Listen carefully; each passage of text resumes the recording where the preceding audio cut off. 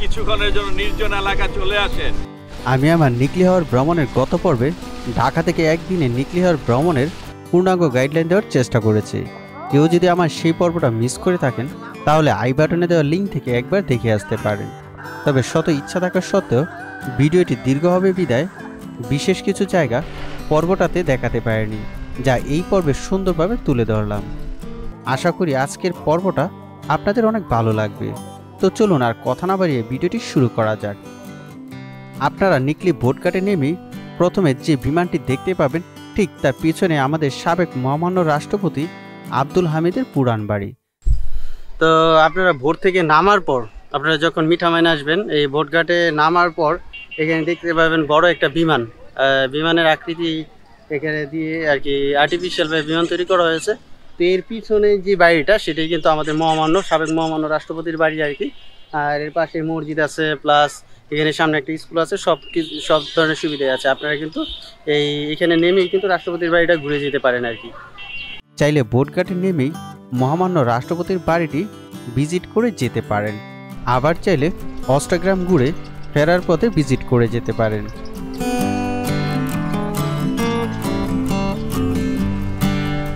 চলুন প্রথমে তার নতুন বাড়িটি ঘুরে দেখা যাক, যা সরকারি অর্থায়নে করে দেওয়া হচ্ছে। তো এই যে এটা হলো আব্দুল হামিদের নতুন বাড়ি আর কি, যেটা সরকারি অর্থায়নে নতুন করে কিন্তু তৈরি করা হচ্ছে। আর এর সামনেই দেখেন একটা সুন্দর বাঁধানো পুকুর আছে। তো এটা তার নতুন বাড়ি, আর সামনে হলো তার পুরান বাড়ি। এখন আমরা ওই পুরান বাড়িতেও যাবো আর কি, যাই আপনাদেরকে দেখাই। তো আমাদেরকে এখন গাইড করে নিয়ে যাবে দীপু মোল্লা, পুরান বাড়িটা সুন্দরভাবে ঘুরে ঘুরে দেখাবেন। কারণ আমি ভবিষ্যতে একবার আসছিলাম, তো তাই জানি। ভবিষ্যতে না, অতীতে একবার আসছিলাম।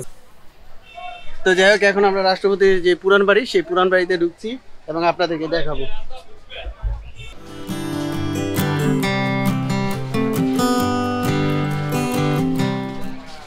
তো যাই হোক, আমরা এখন আছি মহামান্য রাষ্ট্রপতি আব্দুল হামিদ বাসায়। তো আসলে তিনি তো এখন এখানে নাই, যদি এখানে থাকতো তাহলে হয়তো আমরা তার সাথে দেখা সাক্ষাৎ করতাম এবং অবশ্যই তার সাথে মত বিনিময় করতাম, খুব ভালো লাগতো। তো এখানে অনেক পর্যটকই কিন্তু আসছে। তো আমরা এই যে মিঠামইন, অষ্টগ্রাম সব জায়গায় ঘুরলাম, কিন্তু এত পর্যটক কিন্তু কোথাও দেখি নাই। তো এইখানে এসে কিন্তু মোটামুটি আমরা ভালোই পর্যটক দেখতেছি। তো মহামান্য রাষ্ট্রপতির প্রতি সকল পর্যটকেরই মনে হয় অধিক ভালোবাসা আসলে। সেখানে পর্যটকদের উপস্থিতি দেখে বোঝা যাচ্ছে আর কি। তো যাই হোক, এই মহামান্য রাষ্ট্রপতির বাড়ির সামনে কিন্তু একটা মসজিদ আছে। তো আপনারা যদি নামাজ পড়তে চান তাহলে কিন্তু এখানে নামাজও পড়তে পারবেন। সুন্দর একটা মসজিদ আছে। তো দেখেন,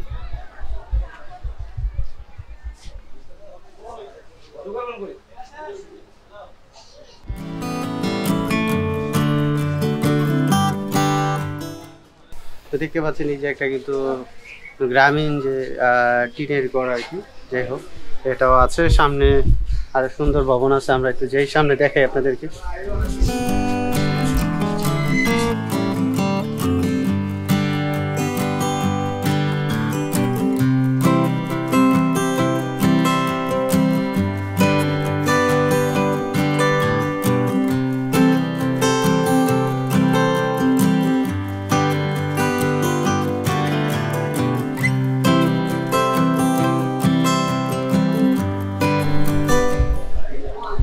তো যাই হোক, দেখতে পাচ্ছেন যে এখানে অনেক টুরিস্ট পর্যটক আছে, সবাই কিন্তু এই মহামান্য রাষ্ট্রপতির বাড়িতে ছবি তুলতেছে আর কি। দাদারা কোথা থেকে আসছেন? টাঙ্গাইল থেকে আসছেন শুধুমাত্র এই মিঠামইনের উদ্দেশ্যে? তো যাই হোক, এই বাড়িঘরগুলো যে দেখছেন, তো এগুলা কিন্তু পরবর্তীতে কোনো এক সময় তৈরি করা হয়েছে। কিন্তু তিনি যখন ছিলেন তার ছোটবেলা, তখন কিন্তু এই বাড়িঘরগুলো কিন্তু এরকম ছিল না আর কি। ঠিক আছে, তো আশেপাশে আরও দেখতে পাচ্ছেন যে টিনের ঘর বাড়ি আছে আর কি। কিন্তু এখন আমরা যে মহামান্য রাষ্ট্রপতির বাড়িগুলো দেখতেছি, এগুলো কিন্তু পরবর্তীতে সব তৈরি করা হয়েছে নতুনভাবে আর কি। তো এটা তার রাষ্ট্রপতির বাড়ির পিছন সাইড। তো আসলে আমাদের সাবেক মহামান্য রাষ্ট্রপতি যে আব্দুল হামিদ, তো তার এই বাড়ির সামনে কিন্তু দেখেন ভালো খোলা একটা মাঠ আছে আর কি।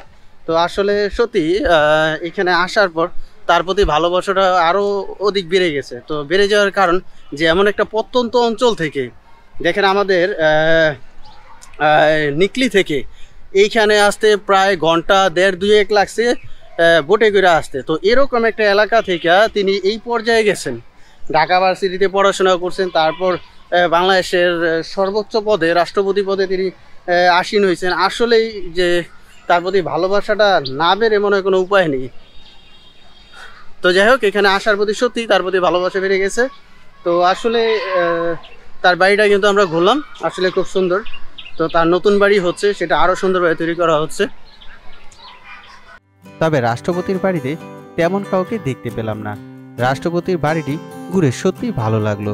বাড়িটি দেখতে দেখতে মনে মনে ভাবলাম, এমন একটি প্রত্যন্ত অঞ্চল থেকে তিনি রাষ্ট্রের সর্বোচ্চ পদে আসীন হয়েছেন। সত্যি রাষ্ট্রপতির প্রতি সম্মানটা আরও একটা বেড়ে গেল। এবার চলুন মিঠামইন ও অষ্টগ্রামের দীর্ঘ মনোমুগ্ধকর পথের যে প্রধান আকর্ষণ বড় ব্রিজটি একটু ঘুরে দেখা যাক।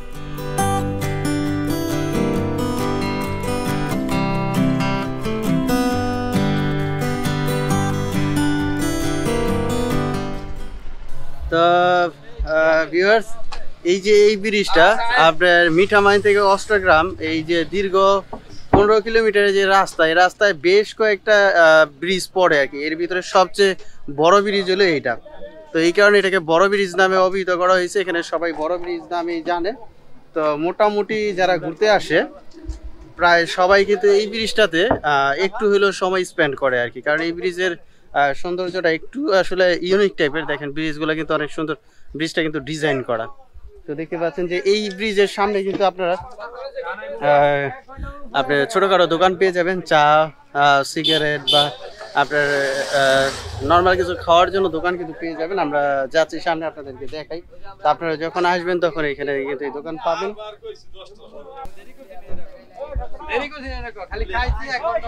তো দেখেন এই বড় ব্রিজের সামনে কিন্তু দোকান পাবেন। এটা কিন্তু ভাসমান দোকান, আপনাদের ভাসমান দোকান দেখেন। এটা কিন্তু এই দোকানে কিন্তু চাকা আছে, এটা একটা গাড়ির ওপর দোকান। এটা আবার দেখা যায় পরবর্তীতে যখন শেষ সন্ধ্যা হয়ে যায় তখন আবার এই গাড়ি মানে এই দোকান নিয়ে জায়গা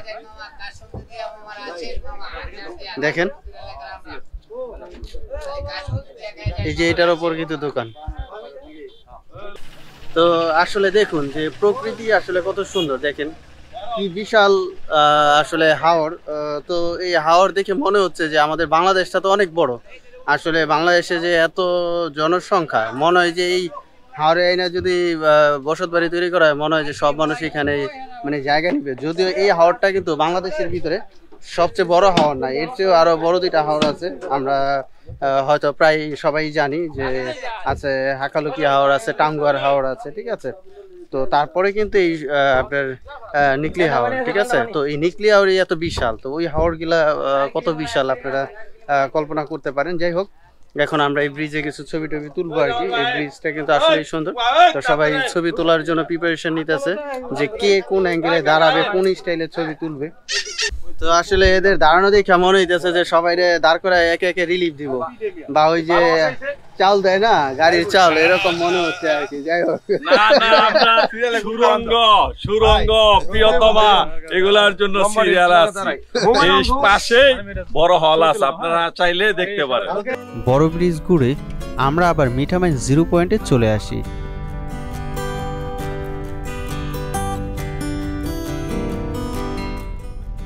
এখানে এসে জনপ্রতি 50 টাকায় ঘোড়া রাইড করার সুযোগ পেয়ে যায়। মিঠামইন ও অষ্টগ্রামে আগত দর্শনার্থীদের বেশিরভাগ এই স্থানটিতে তাদের বিকেল ও সন্ধ্যার সিংহভাগ সময় কাটিয়ে থাকে। তো যাই হোক, এই মুহূর্তে আমরা আছি, এটা বলে আপনার মিঠামইন 0 পয়েন্ট। তো আমরা এখন এই 0 পয়েন্টে আছি। তো এইখান থেকে আপনার ওই দিকে একটা রাস্তা চলে গেছে, সেটা কিন্তু ইট না, ওই দিকটা ইট না। যদিও পর্যটকরা ওই দিকটাতে কম যায়, তো আমরা দেখি যদি পারি কিনা, আমাদের যাওয়ার একটা ইচ্ছা আছে। তো আমরা এই এখন এই পাশ দিয়ে আপনার একবারে অষ্টগ্রাম থেকে ঘুরে আসছি। অষ্টগ্রাম 0 পয়েন্ট থেকে আরো সামনে অষ্টগ্রাম বাজার পর্যন্ত গিয়েছি আর কি। তো যাই হোক, এই মিঠামইন 0 পয়েন্টে কিন্তু মোটামুটি পর্যটকরা এসে ভালো একটা সময় কাটায়। আর এইখানে আপনারা এই দেখেন বিভিন্ন ঘোড়া পেয়ে যাবেন রাইড করার জন্য, ঘোড়া। তো অনেকেই ঘোড়ায় চড়ে আর কি, দেখতে পাচ্ছেন এখানে ঘোড়ায় চড়ছে। আর এইখানে মোটামুটি তো এইখানে কিন্তু পর্যটক মোটামুটি ভালোই আছে। যাই হোক আপনাদেরকে আরো দেখাবো। তো আমাদের একজন ভ্রমণ সঙ্গী এখন ঘোড়ায় রাইড করবে। তো যাই হোক মামা, ঘোড়ায় উঠলে কত চক্কর? কত? 50 টাকা। আচ্ছা যাই হোক, তো আপনারা যদি ঘোড়ায় রাইড করতে চান, এটা এই যে চক্কর দিবে, একটা চক্কর দিবে 50 টাকা। ঠিক আছে, কিছু ছবি তুলতে পারবেন আর কি পাশাপাশি। তো দেখেন বাইশটায় উঠছে, আমরা দেখি।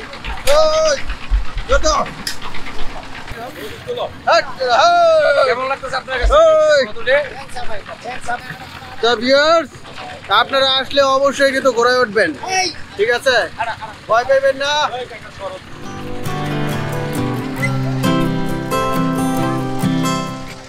তো যাই হোক, আমাদের মিঠামইন অষ্টগ্রাম সম্পূর্ণভাবে ঘোরা শেষ। তো এখন আমরা কিন্তু এই মিঠামইন থেকে আবার আমরা ব্যাক করতেছি।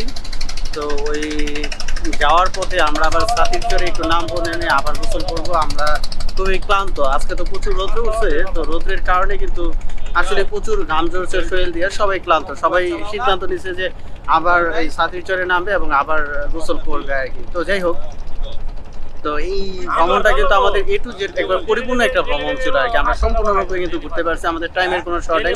এর অন্যতম কারণ আমরা কিন্তু খুব সকাল সকাল বাসা থেকে বেরোইছি। আমরা বেরোইছি সকাল 6টায়, একবারে 6টায় কথা ছিল, 6টায় বেরোইছি। এই ফার্স্ট মনে হয় আমরা কোনো ট্যুরে যেই টাইম দিয়েছি সেই টাইমে বেরোইছি। তো আপনারা যদি মিঠামইনটা মানে এই নিকলি একদিনে ঘুরে দেখতে চান সম্পূর্ণরূপে, তাহলে অবশ্যই আপনাদেরকে একবারে যদি পার্সোনাল গাড়ি নিয়ে আসেন, হাইস দিয়ে আসেন বা পার্সোনাল গাড়ি দিয়ে আসেন, তাহলে অবশ্যই এই 6টা বাজে বের হবেন বা বাইক দিয়ে আসেন, ঠিক আছে? আর যদি আপনার বাসে আসেন তাহলে চেষ্টা করবেন 6টার আগে আসা যায় কিনা। সেক্ষেত্রে আপনার পুরো এই নিকলি হাওর মিঠামইন যা আছে A to Z সব কিছু সুন্দরভাবে ঘুরে যেতে পারবেন। তো আমরাও সেটা পেরেছি।